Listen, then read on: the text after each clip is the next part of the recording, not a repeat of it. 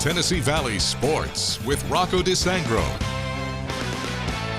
New coach, same system, new excitement. Since his arrival on the Plains, Bryan Harsin has brought with him a ton of hype. While the Tide lit up the Vols in the fourth, fans lit up those victory cigars. It is one thing to set those goals. It's another thing to speak them into existence. Your team did just that. Back here at the BBC, Mars Music Hall. Here, let's take a look at who's just walking through the door. Unbelievable. That is Kyra Lewis Jr. Brad Black took over as the head coach of Brooks in 2015. He has coached some great teams and seen some talented players come and go.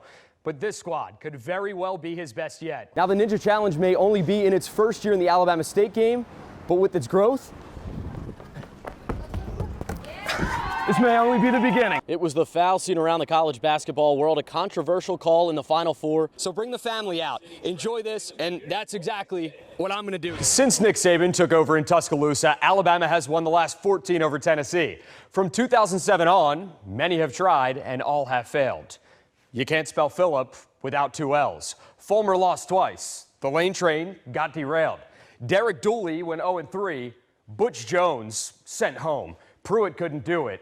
And Heupel is no disciple, but Josh would love nothing more than to hand the Tide a loss. Here's Saban on who the Tide is playing. After the second half, we had to go in a completely different team. Back in 2018, Jackson Wade nearly broke the internet. 2 million views and over 23,500 shares of the 10-year-old's viral game analysis. Wise beyond his years at the age of 10. When it comes to Alabama football, Wade could tell you the ins. He threw a perfect pass right on the money. The outs. Struggled to get back to the line, only got 2 yards. And everything in between. So what is Jackson Way up to now? Well, right now I'm in 8th grade and I've been occupied with school. 3 years and multiple growth spurts later, Way just turned 14. Still watching Alabama like normal. And his voice isn't the only thing that's deepened. We have Jordan Battle, Kool-Aid McKinstry, and Will Anderson Jr.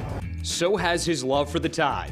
We might have some issues as far as offensive line or pass protection goes. Bryce Young is very good at extending those plays with his feet. And he thinks the Tide rolls in Jordan-Hare. Alabama will win with a 14 to 17 point score difference. As far as what the future holds for this 14-year-old expert analyst, I'm still figuring all of that out. I take speech and debate, so it really depends what I fall into throughout the course of high school. For the Iron Bowl pregame show and soon to be replaced by Jackson Way, I'm Rocco DiSangro, News 19 Sports. Now, Tennessee Valley Sports with Rocco DiSangro.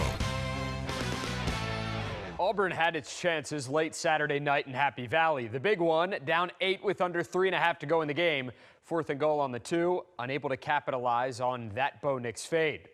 One of the biggest questions entering the year, how would the offense look under Bryan Harsin and Mike Bobo? Against Penn State, the run game looked good. Through the air, not good enough for their head coach. Now 3 games into the season, O-lineman Austin Troxell was asked how the offense is coming together. Here's what the former Madison Academy standout had to say.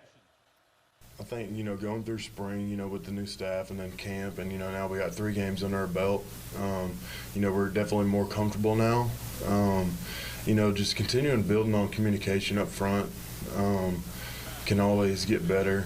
But, we're right now the play calls, we kind of know what to expect, know what looks we're going to get, and that makes it easier. Troxell's rocking a heck of a mustache. Auburn plays host to Georgia State Saturday at 3 p.m.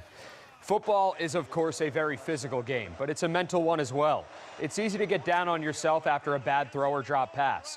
Take Slade Bolden, for example. The Alabama wideout let a would-be touchdown slip through his hands against Florida. His body language says it all. But here's what followed. I was able to just, once that happened, just to go on to the next play. What is the next thing that I can do to help the team, and also what's the next opportunity that may present itself and take advantage of it.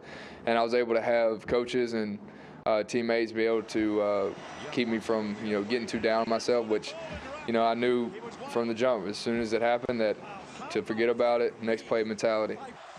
Next play mentality in everyday life, it's a next day mentality at times. Brian Robinson went on to score 2 plays later, so it didn't affect the outcome of the game. Bama hosts Southern Miss this Saturday. So the Titans were down in Seattle, but never out. Trailing by 2 scores at the half, Tennessee turned it on. A last-minute touchdown sent the game to OT. Then the team went on to win on a field goal.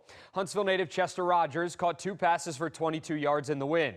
The former Lehigh standout, now 27 years old, is finding his way in Tennessee's loaded offense. On Wednesday, during the team's media availability, he earned some high praise from the team's starting quarterback. Yeah, Chester's done a really good job for us. He's a guy who came in last year, saw him making plays against the defense. And then during training camp, he just continued to improve the entire time. Made some big plays for us during training camp and built that trust. And again, showed up on Sunday, tight windows on 3rd down, making tough catches, taking hits, and converting big first downs for us. So really confident throwing the ball to Chester.